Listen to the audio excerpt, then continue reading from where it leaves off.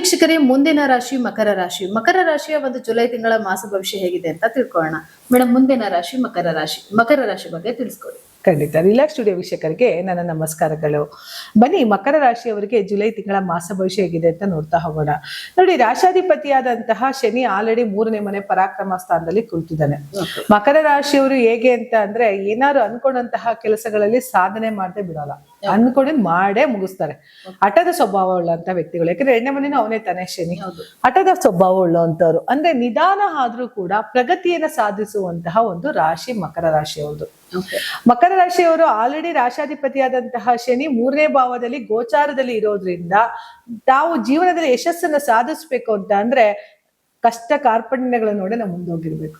ಯಾರಿಗೂ ಈಸಿಯಾಗಿ ಯಾವ್ದು ದಕ್ಕಲ್ಲ, ಕಷ್ಟಪಟ್ರನೆ ಎಲ್ಲ ದಕ್ಕೋದು. ನೋಡಿ, ಇವತ್ತು ಡಿ.ಕೆ. ಶಿವಕುಮಾರ್ ಸರ್ ಒಬ್ಬ ಮುಖ್ಯಮಂತ್ರಿ ಆಗ್ಬೇಕು ಅಂತ ಅಂದಾಗ ಅವ್ರ ಪದವಿ ಬರಕ್ಕೆ ಎಷ್ಟು ಕಷ್ಟಪಟ್ಟಿರ್ತಾರೆ. ಯಾಕೆಂದ್ರೆ ಅವ್ರ ಹೆಸರು ಪ್ರಕಾರ ಅದ್ ಮಕರ ರಾಶಿನೇ ಬರೋದು.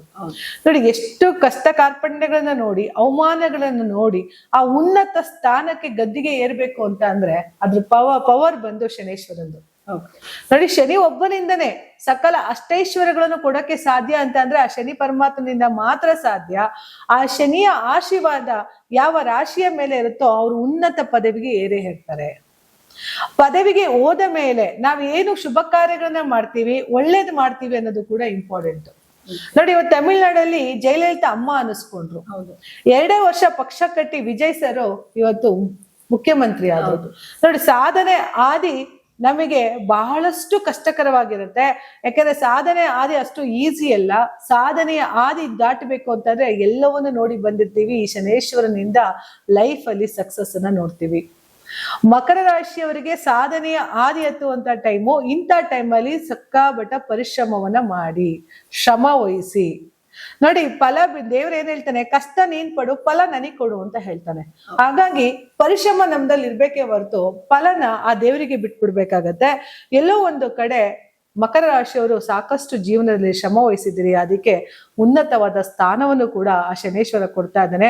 ಯಾಕಂದ್ರೆ 3ನೇ ಮನೆ ಪರಾಕ್ರಮ ಸ್ಥಾನಕ್ಕೆ ಗುರುವಿನ ದೃಷ್ಟಿ ಇರೋದ್ರಿಂದ ನೀವು ಅನ್ಕೊಂಡಂತಹ ಎಲ್ಲ ಕೆಲಸ ಕಾರ್ಯಗಳಲ್ಲೂ ಕೂಡ ಸಾಧನೆಯನ್ನ ಮಾಡುವಂತರಾಗಿರ್ತಾರೆ. ಜೊತೆಗೆ ಮಕರ ರಾಶಿಯವರಿಗೆ ಒಂದೇನು ಅಂದ್ರೆ, ಚತುರ್ಥ ಭಾವದಲ್ಲಿ ಪಂಚಮ ಭಾವದಲ್ಲಿ ಕುಜ ಕುಳಿತುಕೊಂಡು ಚತುರ್ಥಾಧಿಪತಿ ಆದವನು ಪಂಚಮಕ್ಕೆ ಹೋಗ್ತಾನೆ.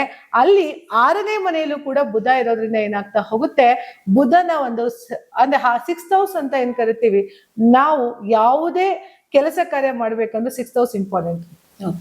ಯಾಕೆಂದ್ರೆ ಋಣ, ಸಾಲ, ಬಾಧೆಗಳು ಎಲ್ಲವನ್ನೂ 6ನೇ ಮನೆ ತೋರಿಸ್ತಾನೆ.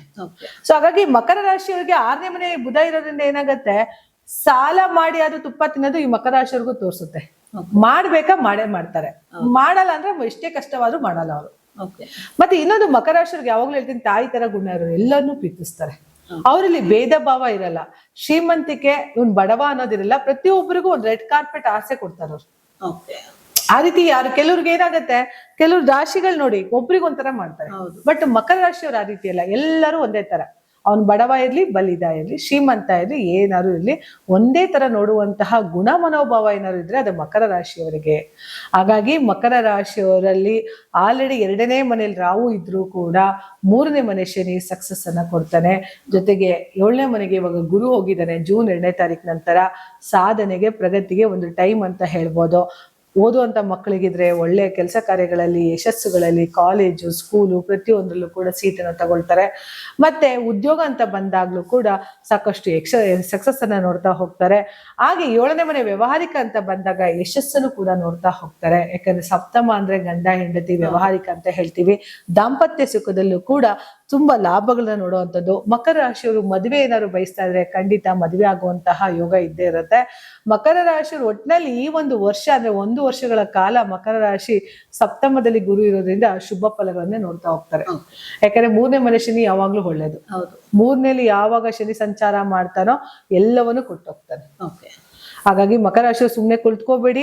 ಏನ್ ಮಾಡ್ಬೇಕು ಅಂತ ಇಷ್ಟು ದಿನ ಅನ್ಕೊಂಡಿದ್ರೋ ಅದ್ರ ಕಡೆ ಗಮನ ಹರಿಸ್ತಾ ಹೋಗಿ.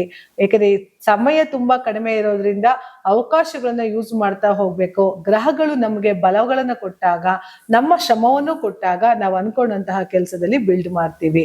ನೋಡಿ, ಒಂದ್ ಮನೆ ಕಟ್ಟಬೇಕು ಅಂದ್ರೂ ಸುಮ್ನಾಗಲ್ಲ. ಒಂದು ಪಕ್ಷಿ ಕೂಡ ಮರಿ ಹಾಕ್ಬೇಕು ಅಂತ ಆದಾಗ ಅದು ಸೆಕ್ಯೂರ್ಡ್ ಇರೋ ಪ್ಲೇಸ್ ಗಳನ್ನ ನೋಡ್ಕೊಳ್ಳುತ್ತೆ. ಎಲ್ಲಂದ್ರಲ್ಲಿ ಪಕ್ಷಿಗಳು ಮರಿ ಹಾಕಲ್ಲ, ಗೂಡನ್ನ ಕಟ್ಟೆನೆ ಮರಿ ಮಾಡೋದು. ಹಾಗೆ ಒಂದು ಹಾವನೇ ತಿಳ್ಕೊಳ್ಳಿ, ಅದು ಎಲ್ಲಂದ್ರಲ್ಲಿ ರೋಡ್ ಸೈಡ್ ಅಲ್ಲಿ ಮೊಟ್ಟೆ ಇಡತ್ತಾ? ಇಲ್ಲ. ಸೆಕ್ಯೂರ್ಡ್ ಜಾಗಗಳನ್ನ ನೋಡ್ಕೊಳ್ಳುತ್ತೆ. ಹಾಗೆ ಪ್ರೊಟೆಕ್ಷನ್ಸ್ ಆಫ್ ಪ್ಲೇಸಸ್ ಅಂತ ಅಂದಾಗ ಮಕರ ರಾಶಿಯವರು ತಾನಾಗ್ಲಿ ತನ್ನವ್ರನ್ನಾಗ್ಲಿ ಬಹಳಷ್ಟು ಪ್ರೊಟೆಕ್ಷನ್ ಮಾಡ್ತೀರಿ, ಸಂರಕ್ಷಣೆ ಮಾಡ್ತೀರಿ, ಸಾಕಷ್ಟು ಕಾಪಾಡ್ತೀರಿ, ಎಲ್ಲರೂ ನನ್ನೋರು ಅಂತ ಪ್ರೀತಿಸ್ತೀರಿ, ಎಲ್ಲ ನನ್ನೋರು ನಮ್ಮ ಮನೋಭಾವನೆ, ಪ್ರತಿಯೊಬ್ಬರಿಗೂ ರಕ್ಷಣೆ ಕೊಡ್ಬೇಕು ಅನ್ನೋದು ನಿಮ್ ಮನಸ್ಸಲ್ಲಿ ಇರ್ತದೆ. ಹಾಗಾಗಿ ನಿಮಗೆ ಆ ಶನೇಶ್ವರ ಸಕಲ ಅಷ್ಟೇಶ್ವರಗಳನ್ನು ಕೊಟ್ಟು ಕಾಪಾಡ್ಲಿ, ನೀವು ಅನ್ಕೊಂಡಂತಹ ಎಲ್ಲ ಕೆಲಸ ಕಾರ್ಯಗಳಲ್ಲೂ ಕೂಡ ಸಾಧನೆ ಮಾಡ್ಲಿ ಅಂತ ಹೇಳ್ತಾ ನನ್ನ ಮಾತನ್ನ ಮುಗಿಸ್ತಾ ಇದ್ದೀನಿ. ಧನ್ಯವಾದಗಳು. ನೋಡಿದ್ರಲ್ಲ ವೀಕ್ಷಕರೇ, ಈ ಒಂದು ಮಕರ ರಾಶಿಯ ಜುಲೈ ತಿಂಗಳ ಮಾಸ ಭವಿಷ್ಯ ಹೇಗಿತ್ತು ಅಂತ. ಹಾಗಿದ್ರೆ ಬನ್ನಿ ಮುಂದಿನ ರಾಶಿ ಬಗ್ಗೆ ತಿಳ್ಕೊ.